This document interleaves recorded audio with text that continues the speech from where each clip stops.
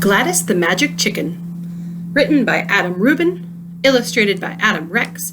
Read aloud by Mrs. Shapiro.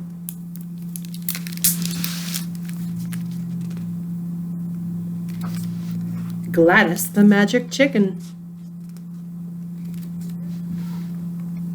The World of Ancient Times, with chicken snacks by region.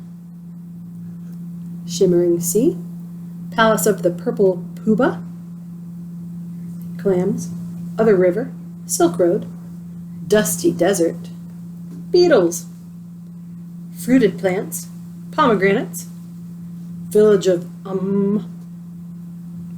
Whispering Wheat Fields, Grasshoppers, The Mountain Pass, Worms, Pyramids, Large Lake, Alfalfa, Roaring River, Slugs, New Jersey, Tiny Lake, Slightly Less Tiny Lake, Vikings, Grapes.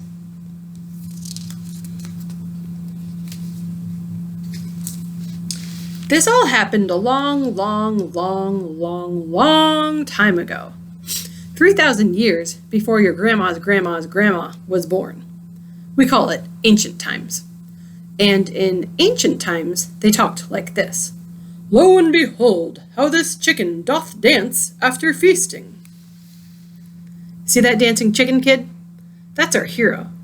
That there is Gladys.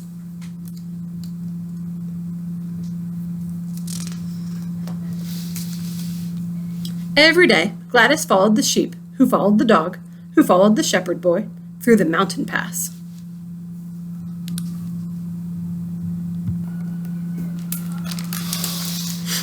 The shepherd boy worked all day and never went to school, because in ancient times, school had not been invented yet. It's true, look it up. Well, the shepherd boy, he never learned how to look things up, or how to read or write, or know science, so, understandably, he was not nearly as smart as you are. For instance, one day the shepherd boy found a puddle, which he thought was a hole in the ground with an upside-down boy inside. To be fair, the shepherd boy had never seen his own reflection before, and after a few minutes of waving, he did eventually realize he was looking at himself. He was horrified. Misery and woe! I'm hideous! Cried the shepherd boy suddenly, which frightened Gladys, who plopped out an egg. Bloop! He wept and wailed and pounded his fists in the mud. Gladys nuzzled the boy's neck to comfort him. Oh, Gladys, sighed the shepherd boy, I wish that I were beautiful.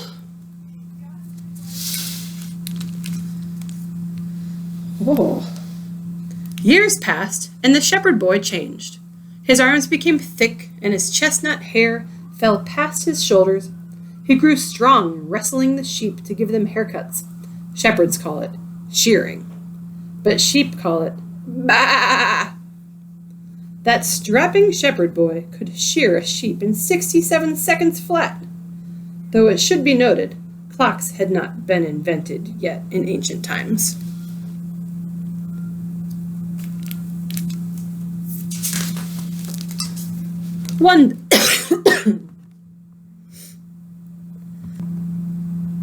One day, a traveling merchant came to the mountains. His wagon was full of treasures from faraway lands. Spices. The shepherd boy had never tasted pepper. Fabrics. The shepherd boy had never touched silk. And rarest of all, a shiny, polished-looking glass.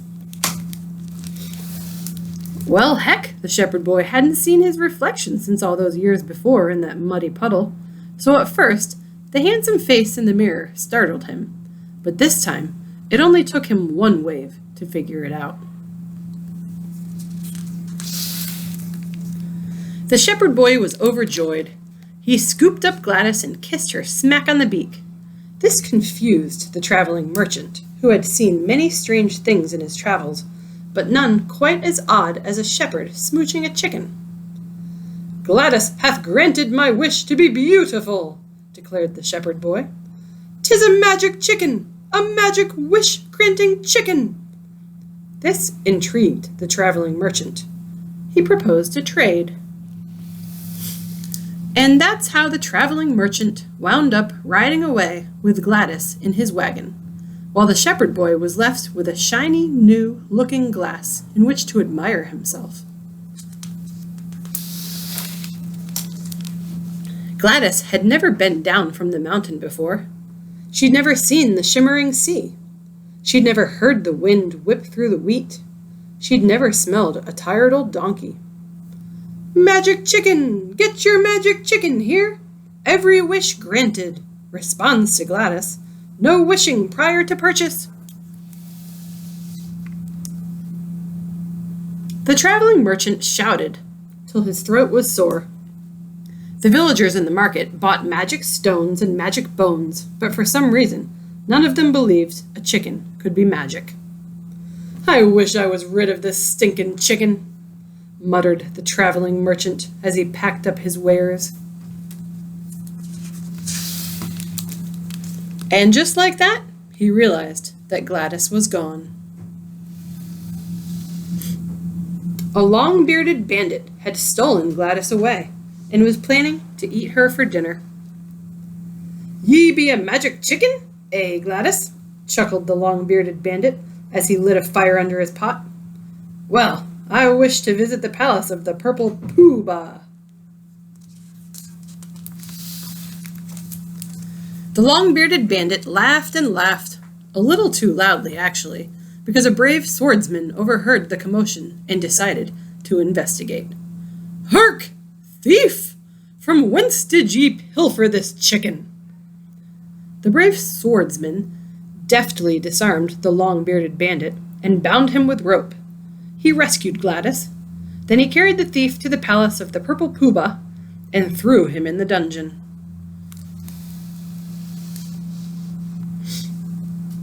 "Curse you, magic chicken! This is not what I meant!" cried the long-bearded bandit.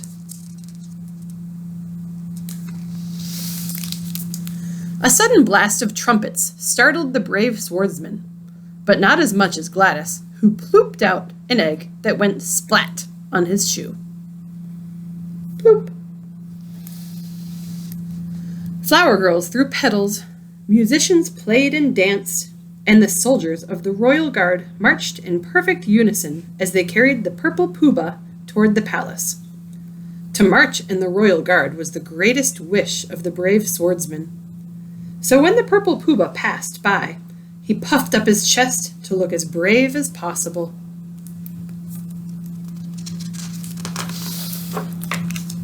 "Pardon me, brave swordsman," said the Purple Pooh-Bah, "but why dost thou carry a chicken?"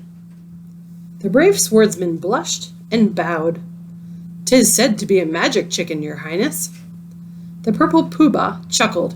He was always skeptical of any so-called magic, but there was something undeniably amusing about that chicken. He decided she would make an excellent gift for his daughter, the learned princess, who, by the way, had become learned thanks to private tutors. Remember, there were no schools in ancient times. In exchange for the chicken, the brave swordsman was invited to join the royal guard, just as he had wished. "Thank you, Gladys," he called as the Purple Pooh-Bah carried her away. The Purple Pooh-Bah had a thriving kingdom, a lovely palace, and a vault full of magnificent jewels. But all he really wanted was for his only daughter to be happy. When the Purple Pooh-Bah opened the learned princess's door, she hurled an urn past his head. It smashed to pieces against the wall, which is a shame, really, because nowadays an urn from ancient times would be worth $1 million at least. "I offer a gift," protested the Purple Pooh-Bah. "'Tis a magic chicken named Gladys." "Get out of my room!" screamed the learned princess. The Purple Pooh-Bah left the chicken, shut the door, and dusted the bits of urn from his robe. "Teenagers," he shook his head.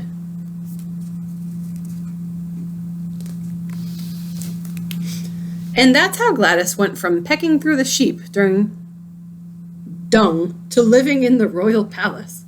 When Gladys first tried a fig, she danced a boogie so vigorous that it tickled the learned princess to tears. The purple poobah heard his daughter's laughter echoing through the halls of the palace, and he had to wonder if maybe the chicken really was magic. The learned princess spent all her time reading scrolls. They did not have books in ancient times. She longed to explore the wide world, which she had read so much about, but her tutors feared for her safety, so they kept her locked in her room. The only one who brought her joy was Gladys, so she wrote her a song. Gladys the magic chicken, she can work her magic for you. Gladys the magic chicken, make a wish and watch it come true. Her dancing is enchanting, and her eggs are so tasty too. Gladys the magic chicken, abracadabra-doodle-dee-doo. The tune was a very catchy little ditty, and soon everyone in the kingdom was singing it. But while Gladys gladly gobbled figs, the learned princess gazed out her window at the shimmering sea and sighed. Her real wish was to escape from the palace. Crash! Bang! Boom! The learned princess shrieked as a fearsome pirate swung through the window, flipped through the air, and landed on the floor with a sword clenched in her teeth. Gladys let an egg go. Bloop! You're coming with me, threatened the fearsome pirate. I'm here to kidnap you for ransom. Hooray! Squealed the learned princess. Hooray? Asked the fearsome pirate. The learned princess happily packed her bags, mostly scrolls, a warm cloak, and of course Gladys. On the deck of the mighty pirate ship, the crew made merry and sang songs of the sea with the learned princess. They fed Gladys grapes and watched her dance. To adventure! The fearsome pirate raised her goblet and winked at the chicken. May it follow us wherever we go. Swoosh! Boosh! Kavoosh! Flaming arrows rained down from the sky. The ship was under attack. Rival pirates climbed aboard and drew their swords. A vicious fight broke out, claiming many lives and limbs. The learned princess managed to escape thanks to the valiant efforts of the fearsome pirate, but she wept as she rowed away, for her beloved chicken was nowhere to be found. Relax, relax, Gladys was fine. This story has a happy ending. Calm down. Phew. Gladys wound up perched on the head of a drowning sailor, who splashed and gasped and thrashed through the churning sea. Very few people learned proper swimming technique back in ancient times.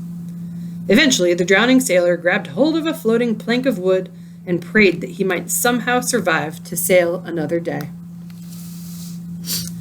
When the drowning sailor awoke, he was surprised to discover he had not drowned after all.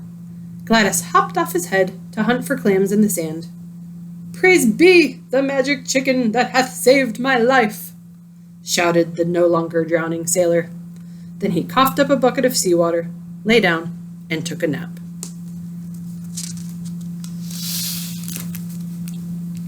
A lone rider heard the shouting and approached the beach to investigate.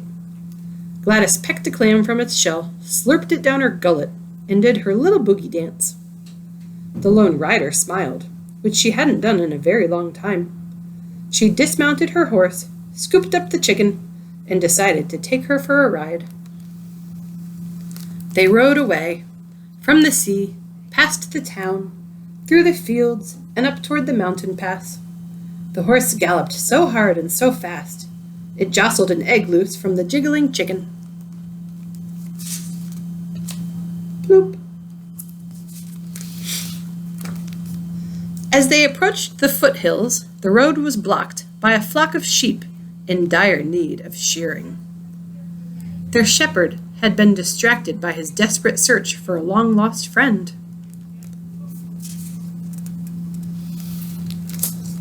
Gladys! He exclaimed as he dropped to his knees. Forgive me. I smashed that cursed-looking glass, what had consumed my mind. How I wished upon wish that I might find you again. The lone rider spied the shepherd's sturdy form and healthy mouth. And how I wished upon wish that I might find a worthy companion, she whispered to her horse.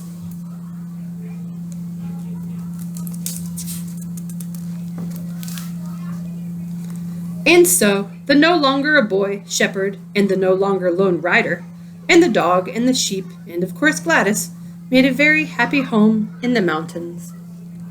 Oh.